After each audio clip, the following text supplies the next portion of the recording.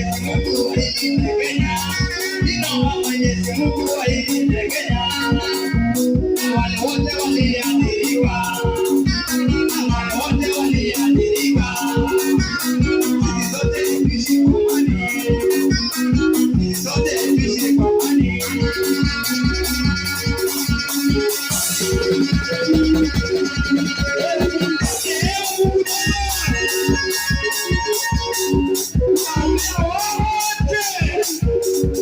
Walioshikwa na